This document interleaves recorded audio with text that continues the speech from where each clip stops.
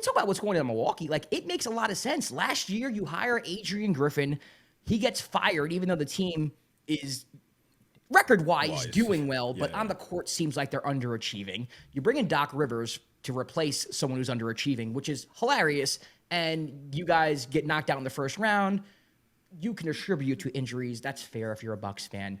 Then you go into this year, and it's kind of the same thing. Like, you are underachieving. The team doesn't seem to be taking any steps forward. Darvin Ham's on your bench, so that's got to be frustrating. And it just doesn't seem like the Dame acquisition was everything they thought it would be. I don't want to say it's all fault of Dame. I just don't think that people thought about what they were losing when they were losing Drew Holiday and the structure of that team. Just like B-Core said in the comments in the YouTube about my Knicks, your DNA changed a little bit. And I don't think they were prepared for the DNA changing as much as it did. I don't think it's Dame's fault. I don't think it's Giannis's fault. But the team is just different. And maybe the window closed. And maybe no one thought that the window was closing, and it was. And Dame wasn't the right player to bring over. So there's just a lot of things going on. And Giannis has expressed how much he wants to win, and it's about winning for him. And he has alluded to hinting towards he would leave Milwaukee if the situation presented itself. I could totally see a world, and this is speculation because we don't talk to Giannis, but I could totally see a world where he's frustrated.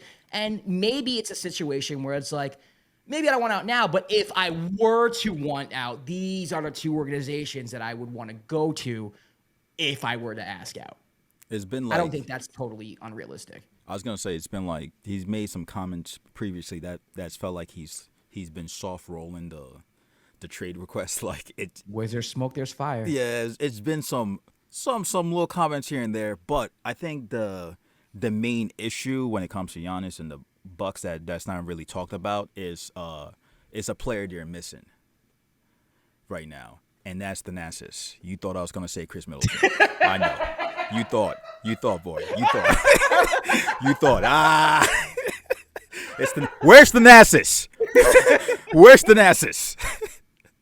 Why haven't the Bucks signed Thanasis? That's the problem. This could all be solved if they brought back Thanasis. Nobody's talking about this. Oh my God! Nobody's talking about this, but that could easily be solved. That's the issue right there. Look, I remember specifically. I think it was Jeff Teague was talking about the year they won the championship, and he said that during the finals, Thanasis got COVID and was out, and Giannis was like in a funk, and all of a sudden, Thanasis was cleared like 2 days later or something. He was like, yeah, somehow. And also, Giannis was balling. He needs his brother. You think it's that simple? Yes. To keep his head on straight, though? Yeah, because it's not like Giannis is playing bad. He needs his brother. Sometimes you need that voice. You need that voice, that family voice that's always been in your corner. That's always going to be like, hey man, it's not that bad. Let's get it together. And everybody that's played on the Bucks raves about how hard Thanasis is a hard worker and he's a great locker room guy. Yeah, we all make the jokes about like he's just there because, but like everybody says he's always, in terms of, we always talk about culture and continuity, he's one of the best in the locker room and helping the team out. That's the more serious point. The joking point about it is that go sign his brother, bro. Like, and this is all gonna be solved. It's not gonna be an issue. Yes, they have a glaring issue right now when it comes to Bucks. They just look uninspired when they're playing sometimes. It's having Doc Rivers as a coach. Maybe it's personnel like we've been saying for years. I don't know. But they, like the Nets game that they lost, they didn't look – the Nets looked like the better team, which was a shock to everybody. You made the point about perimeter defense. Losing Drew Holiday has been – such a big loss, a bigger loss than I think they expected in terms of how they play. Those two teams are on the list. And we'll talk about Brooklyn. We'll talk about Brooklyn. We'll bypass Brooklyn for now. We'll go to Miami first. Not even we'll talk about. I don't even talk about Miami. If we're looking at roster wise, right? What is the perfect roster for Giannis to be successful? A shooting big center so that he has space on the floor, which he has with Brook Lopez or Bobby Portis. Yeah. Wings that can defend and shoot, which he should have with Chris Middleton and a couple of other people they have aside, and then a point guard that can also space the. He has that in Milwaukee. They have the ingredients. I agree. They have the ingredients. They just need a master chef to come in there and whip it into shape. Like they have, it's there. And that master chef is Thanasis, guys. Let's get Thanasis back on the Bucks, and this will all be solved.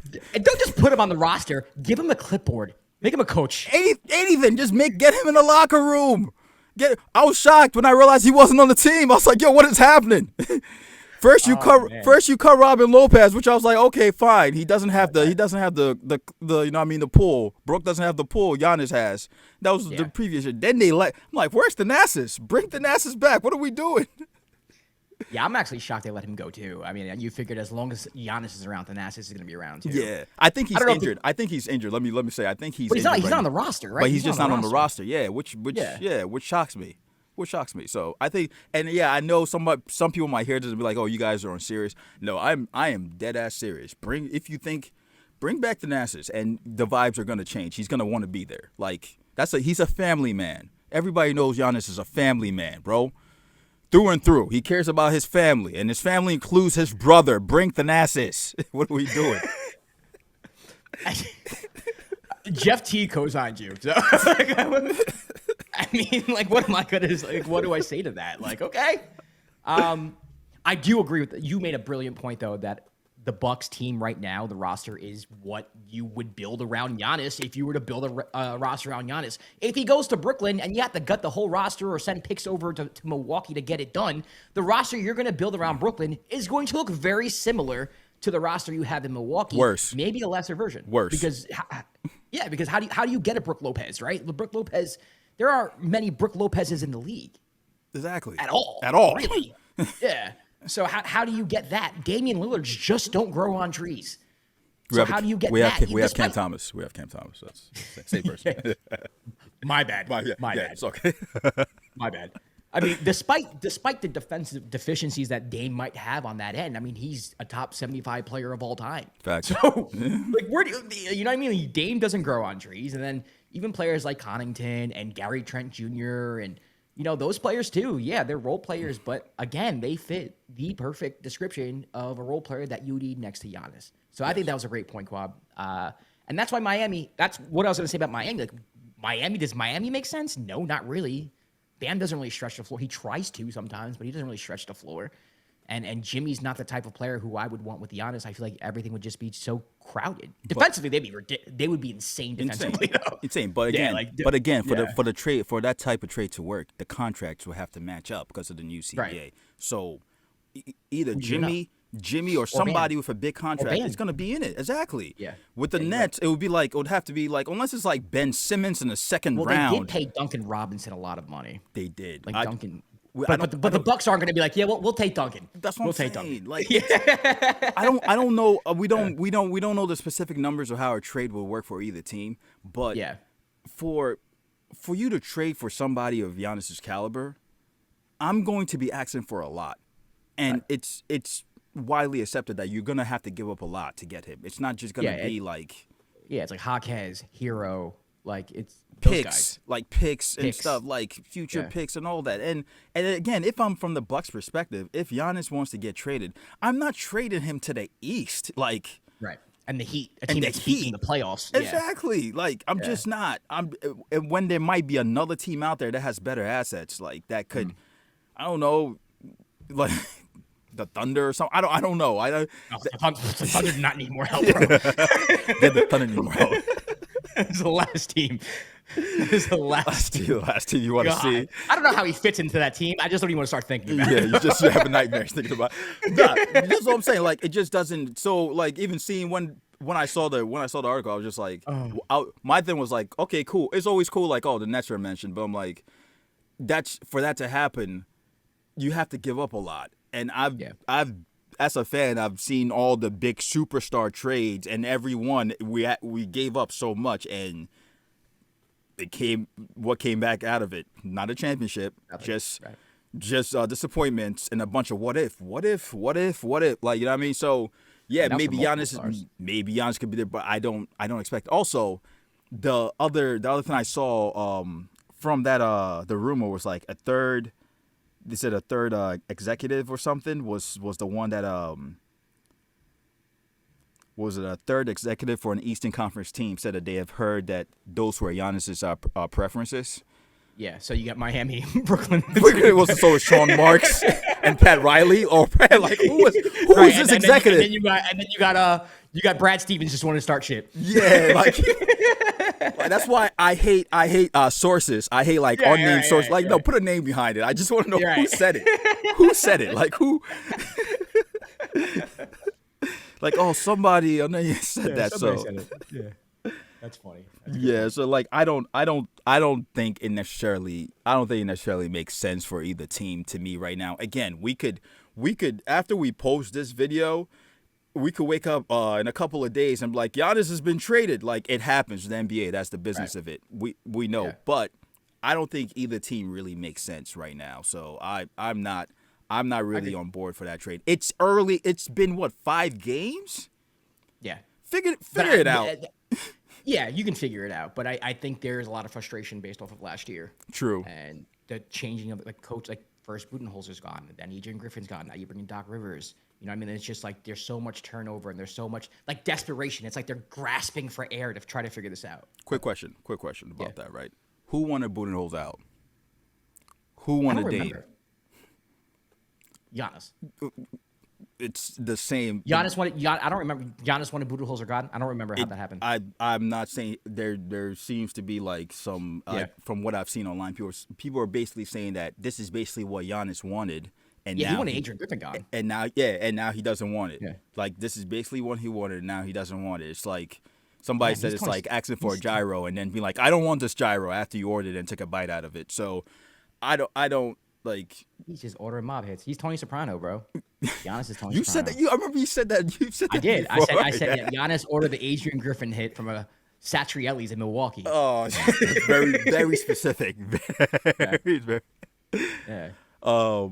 And I think the other question you had was like, or the other topic we had about this, like, do we feel bad for Dame throughout all this? I think personally, maybe I'm not like all right in the head, but like I think it would be hilarious if Giannis ended up in Miami after Dame. Dame didn't get to Miami. I just think for the drama that's the NBA, man. for the storyline that is the NBA, that would happen. That would perfectly happen. Or like, Dame. Yeah. It's a SpongeBob meme. And Patrick, they're outside and they're celebrating. And he's just looking out the window.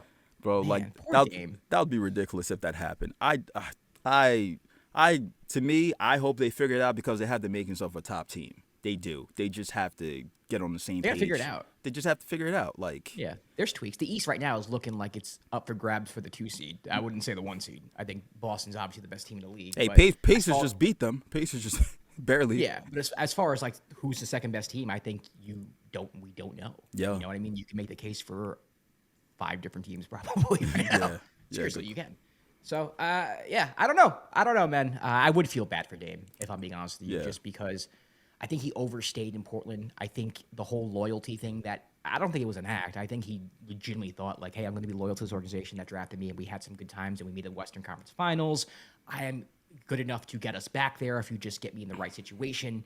And I think that he realized maybe a little too late that, success in the NBA has a lot more to do, not a lot more to do, but a lot of it has to do with the organization that you're in and the decisions that they make, and that he can't single-handedly do it himself. Yeah. And that if he wants to win a ring and if that's a main goal of his, he's going to have to leave at some point because that organization itself just became very dysfunctional and they weren't helping him out in the way that he wanted to be helped out. I think a lot of people don't really give that grace to him. Yeah. A lot of it is just kind of like, oh, he wasn't loyal to the grind like he said it was.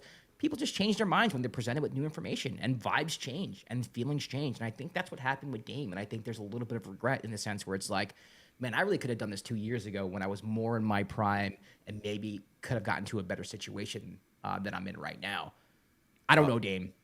So well, I'll say this. I hate how it ended because of how public it got between like the Blazers and Dame.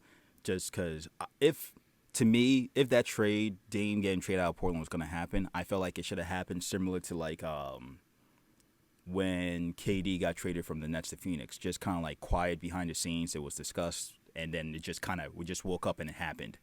Yeah, but what I remember happening with the Blazers, though, it was just kind of like Joe Cronin, the GM, and Dame. They were kind of having like a PR battle. Exactly. That's what I'm saying. It was messy. Like nobody wanted to take responsibility, and nobody wanted to take the hit for Dame leaving Portland. Yep. And I don't know the ins and outs of it. I don't remember. Like, I can't think back to what I knew back then.